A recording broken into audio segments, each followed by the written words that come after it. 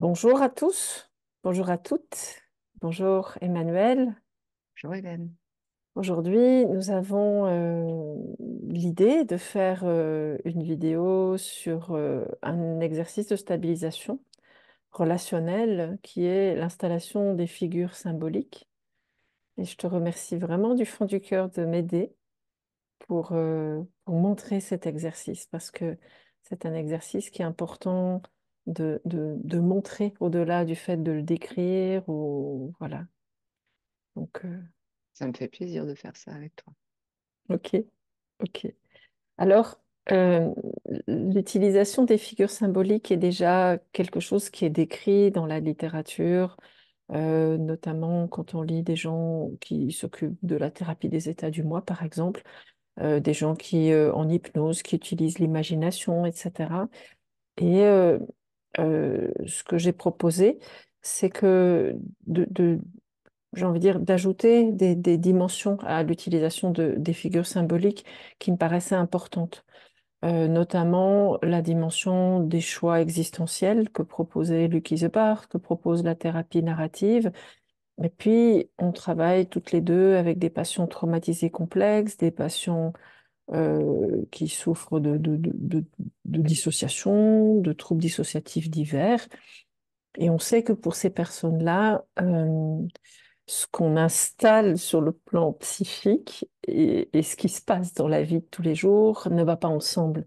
Donc, il a fallu trouver un moyen pour mettre ensemble, j'ai envie de dire, ce qui se passe dans la vie quotidienne avec les ressources que nous installons sur le plan psychique. Alors, l'utilisation des figures symboliques comporte 5 pas. Le premier pas, c'est de choisir une figure symbolique. Le deuxième pas, c'est d'explorer les bonnes raisons de ce choix et de pouvoir en extraire les,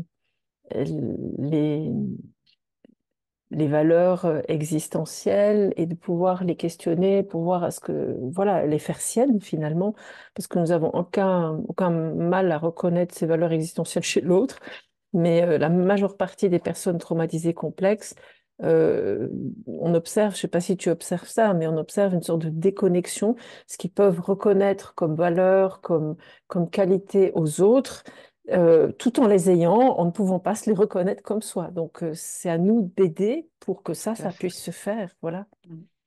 Et puis, le troisième pas consiste à aller trouver, j'ai envie de dire, alors, dans la publication de 2012 avec Cécile Bertrand, on avait proposé ça comme troisième pas, c'est-à-dire demander aux personnes de, j'ai envie de dire, de passer du temps avec leurs figures symboliques à travers des lectures, à travers le fait de regarder des films, des romans, enfin voilà, des interviews sur Internet, des choses comme ça. Ça, c'est un pas qu'on va pas faire puisque, voilà, euh, ça nécessite du temps entre les séances. Et puis, ce que je demandais aussi aux personnes, c'est de faire un collage, de trouver sur Internet, on trouve ça facilement, une photo ou plusieurs photos, ou voire de dessiner. Un jour une patiente qui a fait un dessin pastel de Nelson Mandela magnifique avec une citation de Nelson Mandela, voilà, de produire quelque chose qui devienne un objet tangible dans la réalité et que nous pouvons accrocher au mur ou transporter avec nous, ou par exemple, comme ici, avoir dans son portable, comme Vandana Shiva. Voilà, donc c'est de pouvoir faire un objet tangible qui a son existence propre dans la réalité et qui nous rappelle le lien avec cette ressource. Et puis, en thérapie, le cinquième pas, qui est devenu le troisième finalement, c'est de créer un dialogue intérieur euh, et et de pouvoir demander conseil à la figure symbolique, même pour des situations difficiles. Et puis, j'en ai ajouté avec le temps un sixième pas qui est de maintenir ce dialogue de manière régulière parce que Lucky Barth, dans sa théorie des habitudes, il dit pour créer une nouvelle habitude de fonctionnement, et dit d'un point de vue neurobiologique, ça veut dire créer un réseau sous-cortical connecté au cervelet, c'est-à-dire suffisamment établi, j'ai envie de dire, pour être un réseau fort et disponible, eh ben, il faut 30 à 90 répétitions. Donc, si on fait le dialogue juste une fois, même s'il est teinté d'émotion, parce que ça aide s'il est teinté d'émotion, Mm. ça ne suffit pas. Et c'est vraiment au thérapeute et au patient de répéter ce dialogue, au thérapeute de régulièrement demander conseil à la figure symbolique. Voilà. Donc ça, c'est un petit peu la démarche globale, hein, par rapport aux figures symboliques. Et puis, ce que nous, on peut montrer en vidéo, et grâce à ta présence, c'est de voir comment concrètement on peut installer une ou plusieurs figures symboliques, comment on peut le faire dans une relation d'aide, hein, que ce soit en thérapie, que ce soit dans une relation d'aide, je ne sais pas, j'ai des collègues qui travaillent dans la protection de l'enfance, des gens qui travaillent en insertion. Voilà, je connais des infirmières scolaires qui peuvent installer ça avec des jeunes qui reçoivent. Donc, ce n'est pas quelque chose qui est réservé à la thérapie. Alors, je te remercie, Emmanuel, tu fais partie de notre équipe au cercle de compétences, hein.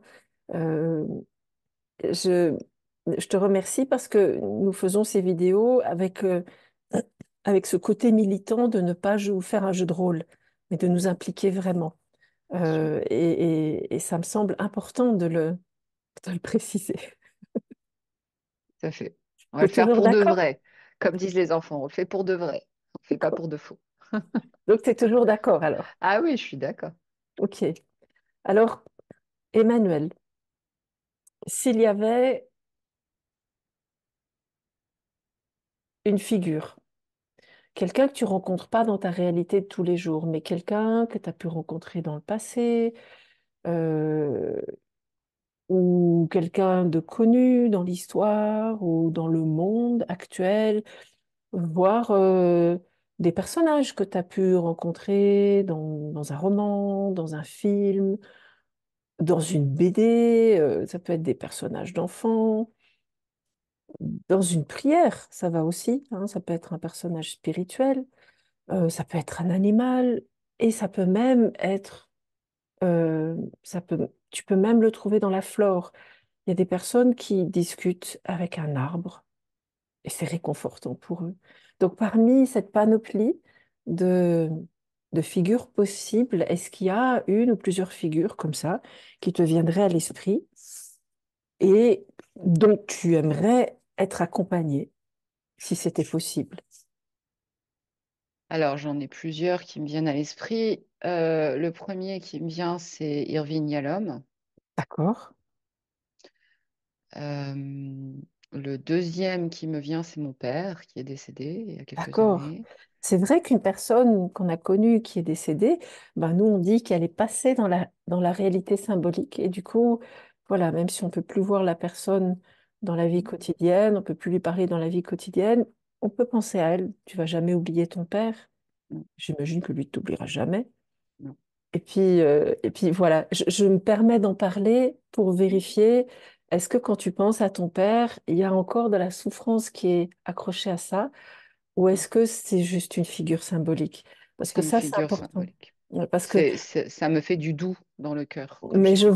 je vois ça à ton sourire, je vois, là, on entend mon coucou suisse.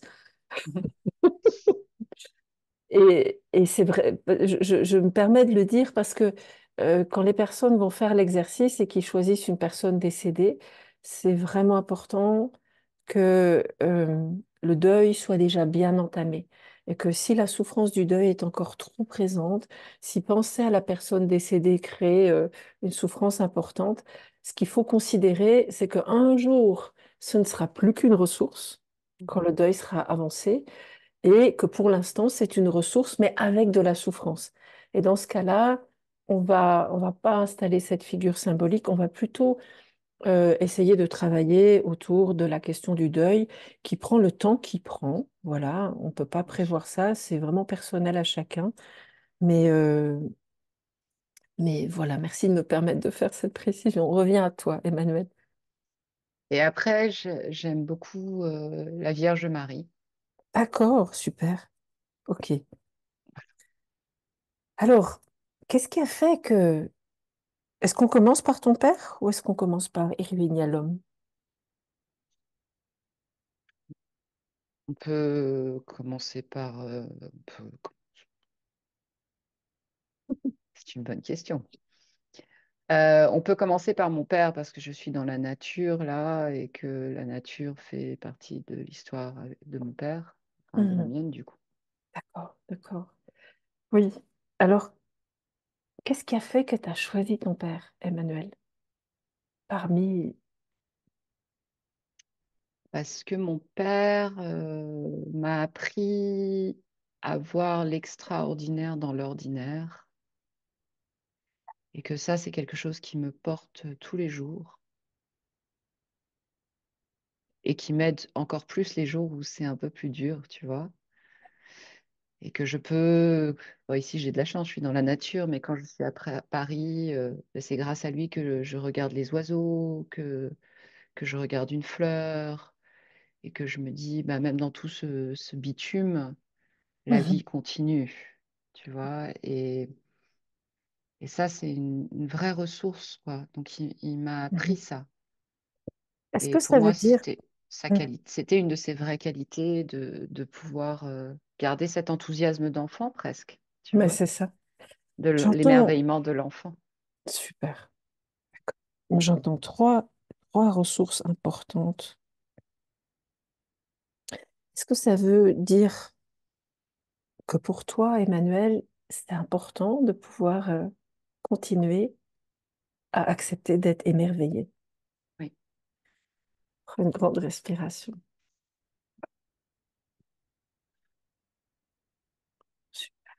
Quand, quand tu peux dire oui à cette question, comment tu réagis? Qu'est-ce que tu ressens?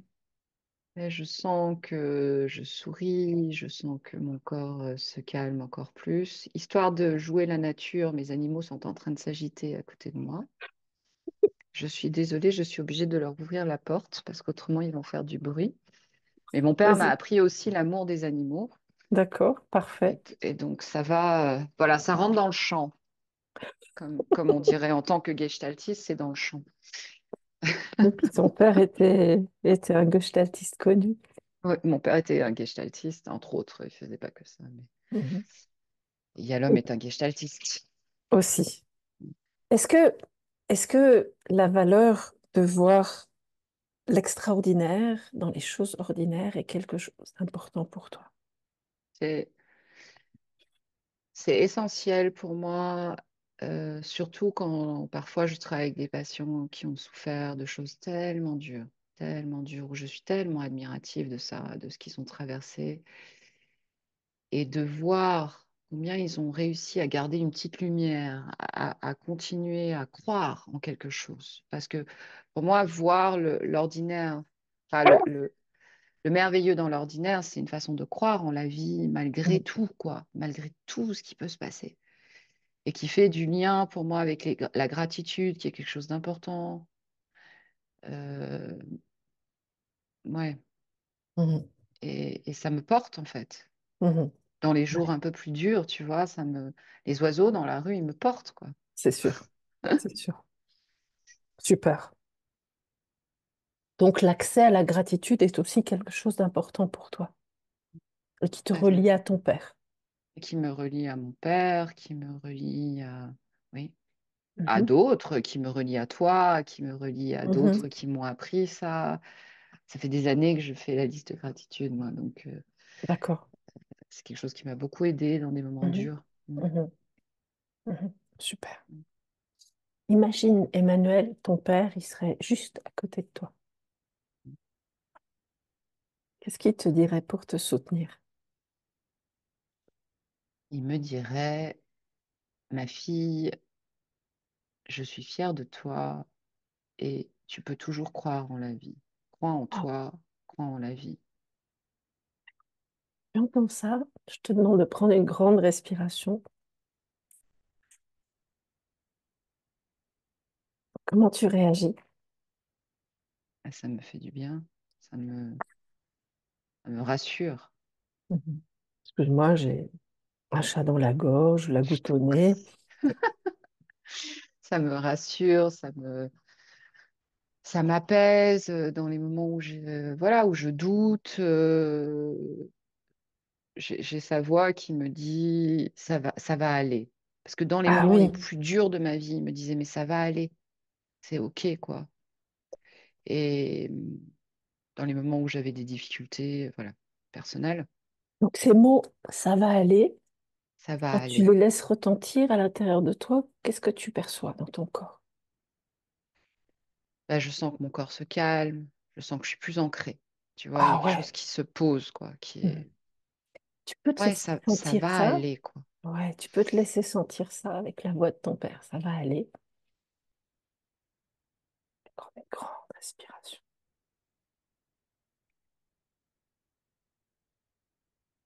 Super.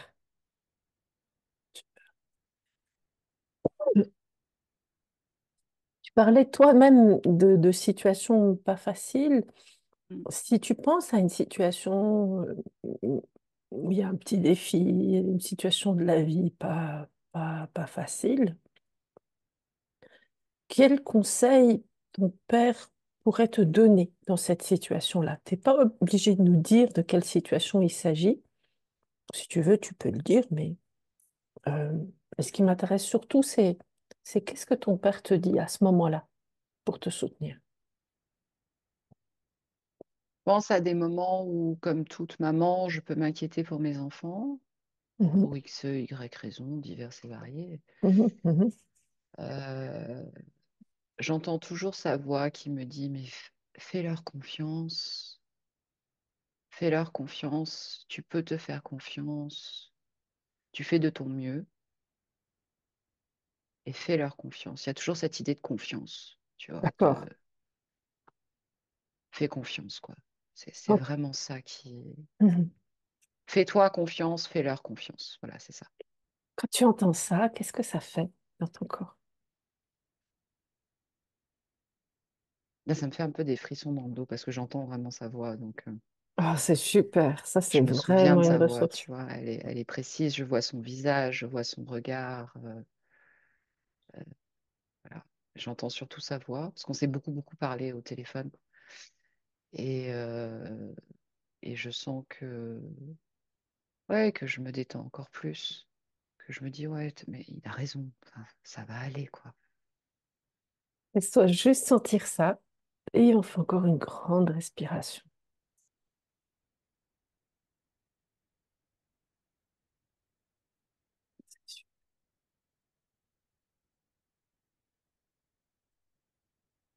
Ouais, si tu Je bailles, sens c'est que mes encore mieux. épaules se détendent, tu vois. Eh ben, c'est super. Est-ce que, j'imagine que tu as une photo de ton père qui, qui est J'en ai dans ton plein. environnement. Voilà. Voilà, ça c'est super. Avec une personne qu'on a aussi bien connue, le troisième pas, d'aller prendre des informations, c'est presque pas nécessaire parce que tu les as, les informations. Non, mais ça m'arrive de poser. Évidemment, quand les gens sont décédés, c'est là où on se rend compte qu'on aurait dû poser des questions qu'on n'a pas posées, tu vois. Ouais, Et mais ça m'arrive de poser. Je suis très honorée parce que mon père, bon, dans le milieu professionnel, parfois ça arrive que des gens m'appellent pour me parler de lui. Ou... Du coup, j'apprends des choses. J'ai appris des ah ouais? choses après sa mort. Et parfois, je pose des questions à ma mère sur des choses de Mhm. quand ils étaient plus jeunes. Ou parfois, je pose des questions à ma belle-mère. Donc, ça m'arrive encore d'avoir des nouvelles informations. D'accord. Et ça, c'est chouette. Je suis contente quand j'apprends des choses sur lui. Mais oui, c'est Ça me fait sûr. plaisir. C'est super. Mais tu fais quelque chose à boire dans Ah cet oui. exercice en ligne, c'est vraiment chouette. Est-ce que, est-ce que on continue avec Irving Yalom ou la Vierge Marie? Alors, on peut aller sur Yalom. Yalom, Mhm. Qu'est-ce qui a fait que tu Euh, as choisi Irving Yalom parmi toutes les possibilités? il y a l'homme, j'ai dit qu'il était gestaltiste, mais je ne suis pas sûre. En tous les cas, il est existentialiste, ça je Oui, suis sûre. oui, Et vu que la gestalt fait partie de ces thérapies, je crois que je me trompe pas trop, mais du coup j'ai un petit doute. Mais peu importe. Tu peux quand même euh, choisir Yalom. j'aime beaucoup Yalom. Pourquoi je l'ai choisi? Parce que je le trouve courageux, très très Mhm. courageux. C'est un psychiatre qui ose parler de lui-même. Oui, Et moi, je m'identifie à ça, de oser partager des choses de moi avec mes patients quand c'est adapté pour eux, évidemment, mhm, et que je pense que ça peut les aider. mhm, Euh, je le respecte parce que il travaille sur lui toute sa vie, il se questionne et il est très clair sur le fait que nous, thérapeutes, on doit travailler sur nous pour mhm, pouvoir accompagner les autres. mhm, Et pour moi, c'est vraiment une valeur importante, ça, le travail sur soi, mhm, pour que mhm. je sois authentique avec les gens avec qui je travaille. Donc Et l'authenticité, c'est quelque chose l'authenticité, d'important voilà, pour toi? Mhm, l'authenticité, le travail sur soi, et puis la relation si, enfin, de ce que j'ai vu de son film, hein, si puissante qu'il avait avec son épouse, qui est une vraie relation d'amour, de respect, d'authenticité, euh, mhm. et puis bon, et puis il est très créatif aussi hein, dans ses C'est sûr, romans. Et ouais, moi, un de mes rêves, ça aurait été d'aller faire quelques séances de thérapie avec Yalom, quoi, tu vois. Bah, quand même, allons à la source, tant qu'à c'est faire. ça.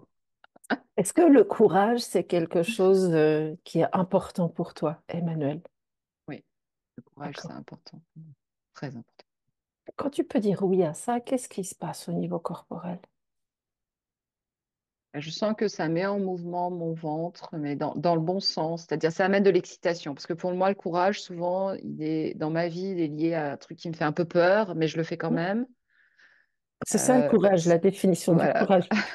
d'accord. Donc, C'est d'y du aller coup, quand même, même quand voilà. Donc, je sens un truc dans mon ventre, tu vois, qui me dit, ah, Emmanuel, peut-être que là, tu dis des choses trop intimes de toi, les gens vont le voir, mais en même temps, c'est courageux, donc c'est bien de le faire, tu vois. Donc, je suis dans ces trucs-là, ou quand on me demande de parler ou d'écrire, ou je me dis toujours, bon, allez, vas-y, quoi, tu vois, laisse-toi et je le juste, sens là.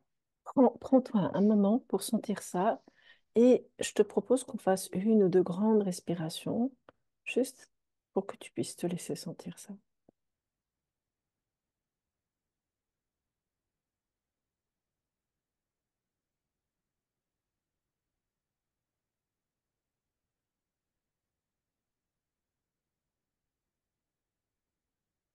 Tu vois, ça fait un peu des chatouillis dans le ventre, mais c'est pas désagréable, tu vois, c'est un truc qui me donne de l'envie, quoi, je sais pas comment dire Mais autrement. c'est super, donc ça te donne de l'énergie. Ouais, c'est ça. Oh, super. Mm. Donc, tu parlais de oser parler de soi-même, donc ça rejoint l'authenticité. Mm. Et puis j'entends aussi le travail sur soi et l'importance d'une relation Authentique, forte, forte. authentique, ouais, dans ton entourage. Mm. Ça, c'est aussi des choses importantes pour toi, qui Ouais. comptent pour toi en tant qu'humain, c'est ça? Ouais, c'est ce qui me permet de grandir, d'avancer, d'être qui je suis. Mhm. C'est dans Prends, mon lien à l'autre que j'existe aussi. Pas que, mais aussi. Et c'est les autres qui m'apprennent. mhm. Prends une grande respiration si tu es d'accord.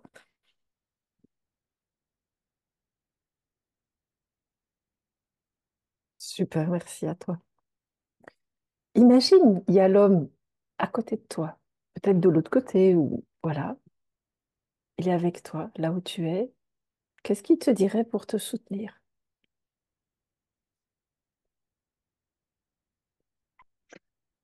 Il y a l'homme, pour moi, il me dit, euh, Tu fais de ton mieux dans ton authenticité. Tu es, tu, c'est bien, enfin bien, c'est peut-être pas. Je note ce que tu dis. Tu entends ces paroles, comment ça réagit dans ton corps? Eh bien, ça me pose, tu vois, ça me fait un peu le Mhm. même effet que tout à l'heure quand j'écoutais mon père. Il y a quelque chose de, je sens dans le corps que tu es sur la bonne voie. Ok, tu vas faire des erreurs, tu vas te tromper. C'est comme ça qu'on apprend, c'est ok, quoi. Juste te laisser sentir, écouter ces paroles en prenant une grande respiration.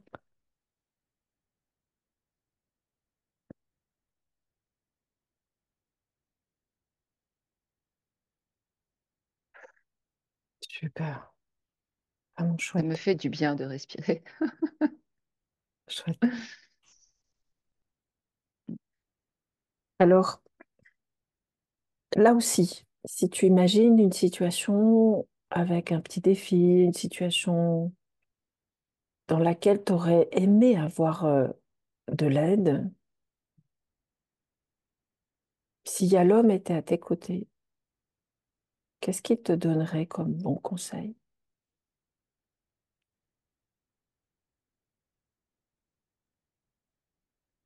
Quand je travaille avec les patients et que je me sens en difficulté, Mhm.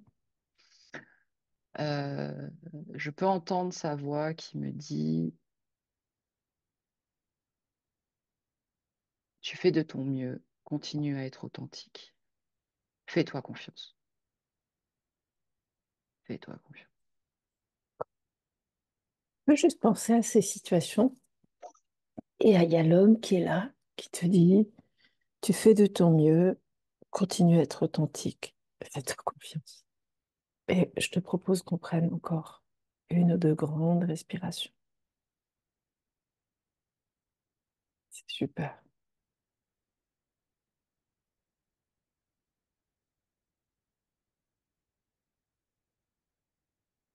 Je sens que mon dos, il se détend encore plus, c'est bien. Oh, chouette, chouette, chouette, chouette. Il y a autre chose qui te vient ou c'est principalement ça? Non, c'est principalement ça avec lui. Et puis, ouais, non, c'est aussi voir, oui, la relation qu'il a avec son épouse est très. Enfin, ça force l'admiration, hein, si je peux dire ça comme ça, dans le bon sens du terme. Oui, Et oui, ça, c'est inspirant. mais c'est sûr, c'est sûr. Alors, si nous en venons à la Vierge Marie, qu'est-ce qui fait que tu as choisi la Vierge Marie? Alors, la Vierge Marie, c'est. Lorsque j'étais enfant, ma grand-mère paternelle était très croyante et m'emmenait beaucoup à la messe. Et la première prière que j'ai vraiment compris, enfin comprise, non, mais intégrée, c'était la Vierge Marie. Et puis chaque année, elle allait à Lourdes et elle me rapportait une petite l'eau bénite dans une Vierge Marie. Et puis des médailles. Enfin. Et donc j'ai un lien très fort avec ma grand-mère paternelle. Mhm. Donc il y a ça, mais surtout la Vierge Marie, elle accompagne, pour moi, c'est vraiment l'amour universel, l'amour inconditionnel. Euh, et elle accompagne dans la mort. D'accord. Mais je l'entends dans la mort au sens large, moi. Tu vois, pas Mhm. la mort, enfin oui, il y a la mort évidemment biologique, quoi, hein, mais aussi les petites morts, les petits deuils de la vie Oui. de tous les jours, les chagrins, en fait. Mhm. Et pour moi, c'est une figure. Enfin, je me raconte elle a existé en tant qu'être humain. Je ne vais pas Mhm. aller sur la religion en tant que telle, mais je la vois plus comme une femme qui représente aussi en quelque sorte l'amour de la mère, de la terre-mère, quoi. Mhm. Mhm. Mother Earth, c'est peut-être pas Mhm. comme ça en français. Euh, et de bienveillance. Et en même temps, c'est ça que, alors, encore une fois, c'est un truc que je me raconte, mais je la vois comme aussi de l'amour inconditionnel, universel et cadrant. Mais Ah oui, cadrant dans le bon sens du terme. Comme Mary Poppins, tu vois, j'ai la même idée avec Mary Poppins, qu'il y a cette d'accord, rigueur, quoi, ce truc, voilà, un truc qui te laisse pas tout passer non plus. d'accord. Je Est-ce sais que pas. Et ça ça, pour c'est toi? important pour Hmm. moi. D'accord, d'accord. Donc j'entends hein, pour toi comme valeur importante, c'est cette, cet amour universel à la fois inconditionnel et cadrant. Oui, cadrant, je sais pas si je D'accord. suis claire quand je dis ça, mais dans le sens, Enfin, moi, j'entends quelque chose de l'ordre du réconfort, tu sais, un peu ouais, comme un petit qu'on tient et qui se sent limité dans le fait d'être tenu. Est-ce que c'est voilà, c'est ça? ça. C'est ça. C'est dans, je vais t'aider je vais te guider, quoi. Je vais t'aider quand même à réfléchir au bien, au mal, enfin, au sens large, hein, bien sûr, mais oui, de te tenir effectivement comme un tout petit, qu'on ne le laisse pas juste le pauvre exploser dans son chagrin ou dans sa colère et on le tient, quoi, on le contient dans le D'accord. bon sens. Donc, bienveillance et contenance en même temps. Oui, c'est ça, quelque chose comme ça. D'accord. Ça, Oui, c'est c'est ça, important pour contenance. toi. Mm. Ouais. Je crois que tu fais comme ça. Oui, bah oui, du coup, je fais, tu vois, je l'agis, je l'agis dans le corps. Laisse-toi juste sentir ça. C'est l'importance de ce lien entre la bienveillance inconditionnelle et en même temps quelque chose qui contient. On fait des respirations.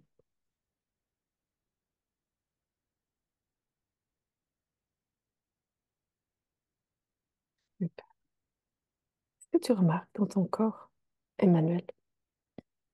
Je remarque de la chaleur. Je sens la chaleur de mes mains sur mes bras, mais je sens aussi que du coup, ça me contient comme si je contenais l'enfant que j'ai été, l'enfant D'accord. que je suis toujours à l'intérieur. Mhm. Super. Et c'est intéressant que tu puisses accompagner ça d'un geste, parce que du coup, ça s'ancre encore davantage dans le corps, et puis cette valeur-là, ben, c'est la tienne. Puis j'entendais une deuxième valeur importante, c'est de pouvoir accompagner l'autre, soit dans, dans ce qui n'est pas aussi glamour de la vie, dans les pertes, les chagrins. Enfin voilà, quand la vie nous met devant des moments inconfortables. Est-ce que c'est ça? Avec cette Oui. bienveillance, cette contenance, c'est important pour toi, ça? Pense juste à ça, un instant, si tu es d'accord. Et on continue avec la respiration.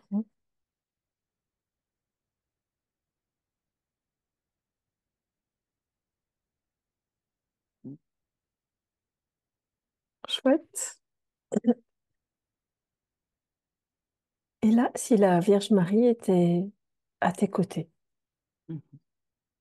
qu'est-ce qu'elle te dirait pour te soutenir?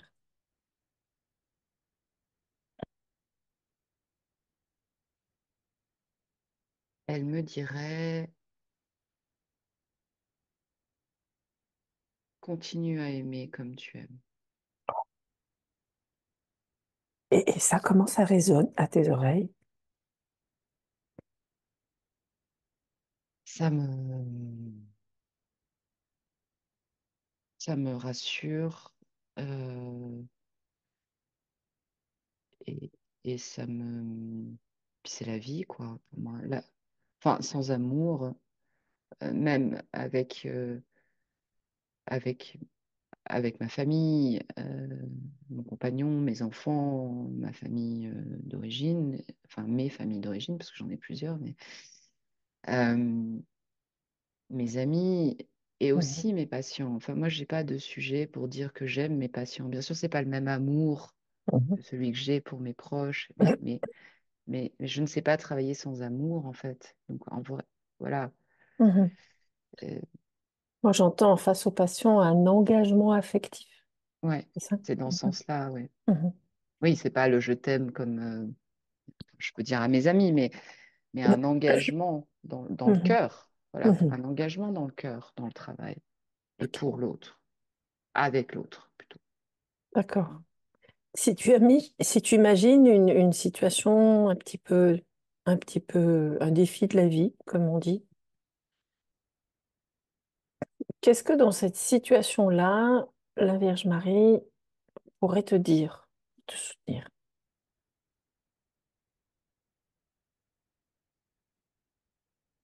Ah, quand j'ai un défi, je peux me dire le Je vous salue Marie dans la tête comme un mantra. Et ça me porte beaucoup. Mhm, Et c'est comme un mantra, c'est comme une musique. Et mhm, du coup, je l'entends, enfin, paradoxalement, je la prie, enfin, au sens large, mhm. mais en même temps, je l'entends. Enfin, je la sens plus que je ne l'entends, je dirais. D'accord. Et Donc ça, ça m'aide. elle serait plus, elle te soutiendrait comme une présence que tu ressens dans ton Oui, corps. ah, clairement, Et oui. où est-ce que tu sens ça dans ton corps? Alors ça, je le sens, quand je fais ça, je le sens beaucoup dans mon cœur. Mhm, mhm. Euh, je le sens beaucoup dans mon cœur, en fait. Tu peux juste prendre un moment, te laisser sentir ça. Et je te propose, ouais, prendre de grandes respirations, juste pour laisser cette sensation agréable s'intégrer.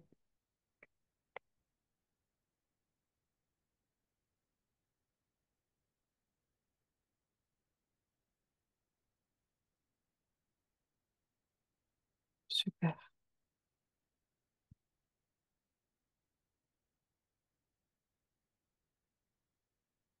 Comment ça va pour toi? Ah bien, ça me fait du bien de faire tout ça. C'est agréable. C'est Est-ce chouette de que, faire ça avec toi et puis ça me fait du bien. Mhm, mhm.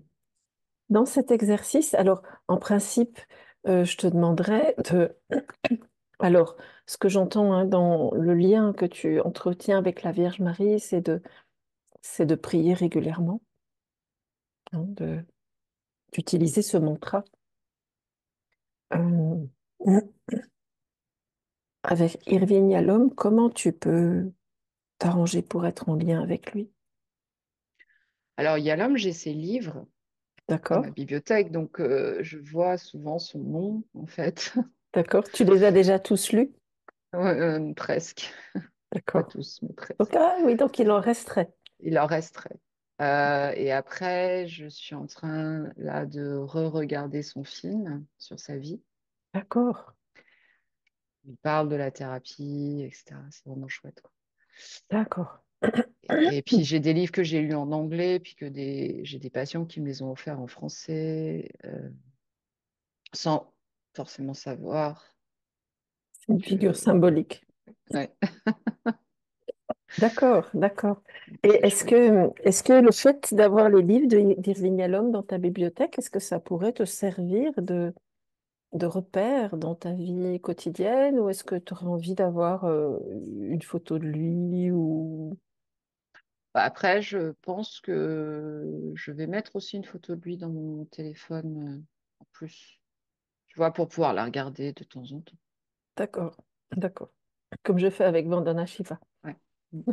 Super. Et la Vierge Marie, comment tu pourrais la rendre présente comme un repère dans ta vie quotidienne? Alors, la Vierge Marie, j'ai une boîte dans mon cabinet qui s'appelle la boîte à miracles, qui est un truc un peu humoristique et sur lequel tu as une Vierge Marie dessinée. Alors, une Vierge Marie un peu moderne, c'est très Mhm. chouette. Mes patients aiment bien utiliser ma boîte à miracles. Ils y mettent des petites demandes que je ne lis D'accord, pas. d'accord, Après, j'ai des médailles d'accord, que je peux avoir sur moi ou dans ma poche, plutôt dans ma poche, parce que paradoxalement, je ne suis pas catholique pratiquante.